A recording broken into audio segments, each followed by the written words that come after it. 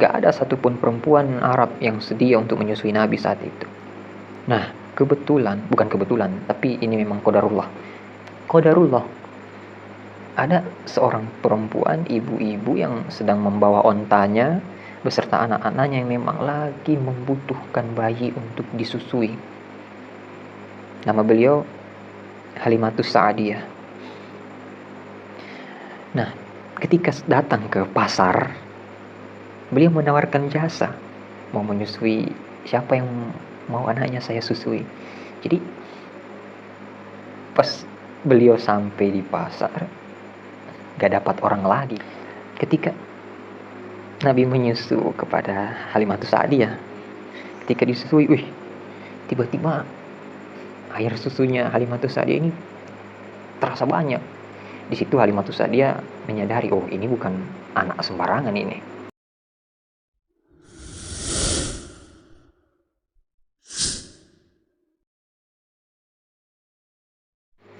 Nah, tapi ketika Nabi Muhammad SAW lahir, Masya Allah, mulai saat itu setan-setan beserta iblisnya, pemimpinnya itu nggak boleh lagi naik-naik ke langit. Kalau naik bakal dirajam dengan bintang, dilempar dengan bintang. Ini fungsinya bintang-bintang yang ada di langit itu ya. Itu fungsinya untuk melontar setan. Itu ya. Jadi kalau misalnya kita lagi di luar ruangan nih, di luar rumah, nengok ke langit kok, nengok ada bintang jatuh, itu bukan meteor, itu bintang yang sedang melontar setan. Itu.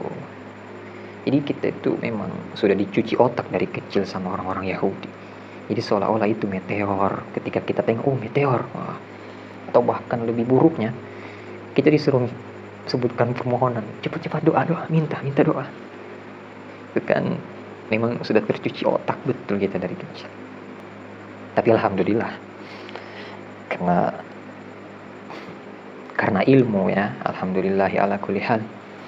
Wa masyaallah la quwata illa billah. Karena kita punya ilmu, jadi mau kayak mana itu tipuan-tipuan yang datang, insya Allah kita nggak bakal tertipu. Makanya pentingnya berilmu itu, dan ilmu yang dibenarkan dong tentunya. Nah, itulah sekilas kisah ketika baginda Nabi Muhammad SAW lahir. Kemudian ketika beliau lahir, maka ibunya beliau ini gak bisa menyusui beliau. Akhirnya dicarilah perempuan Arab yang bisa menyusui beliau. Nah, jadi tradisinya orang-orang Arab saat itu seperti itu ya. Mereka ketika ada anak-anak bayi yang baru lahir, maka kalau ibunya tidak mampu untuk menyusui, maka dicarikan perempuan-perempuan yang mampu untuk menyusui. Jadi dulu itu disewakan itu menyusui anak. Nah, ketika itu gak ada satupun wanita-wanita, perempuan-perempuan yang mau menyusui Nabi Muhammad SAW. Kenapa? Karena mereka tahu bahwa orang tua Nabi ini gak punya apa-apa, ibunya Nabi gak punya apa-apa, miskin. Jadi ya gimana ya bahasanya, kalau misalnya bahasanya dihaluskan gini, ngapain mau nyusui anaknya Aminah, orang dia aja miskin, mana mungkin kita dibayar. Nah, gitulah bahasanya, bahasa kasarnya. Jadi begitu, gak ada satupun perempuan Arab yang sedia untuk menyusui Nabi saat itu. Nah, bukan kebetulan, tapi ini memang qadarullah.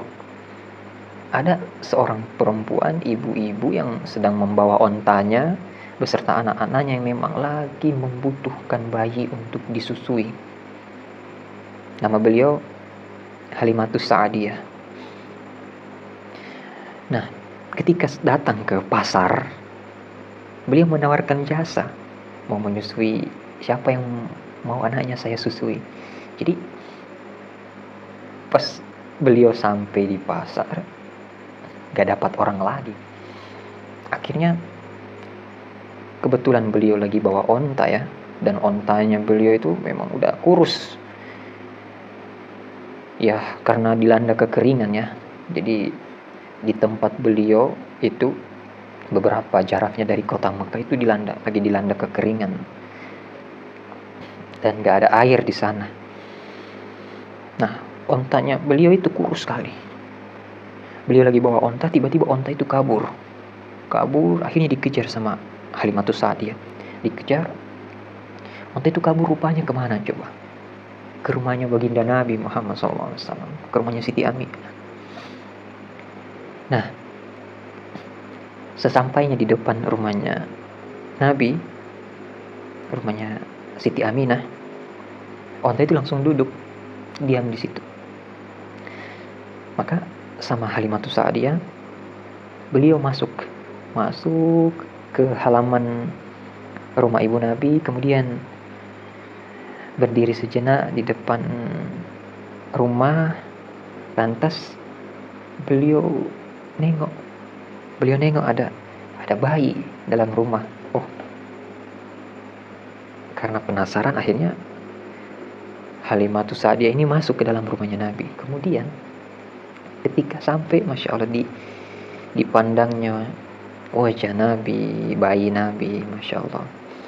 Kemudian karena kebetulan Halimatus Sa'diyah sedang mencari bayi untuk disusui, maka dia menawarkan untuk menyusui Nabi.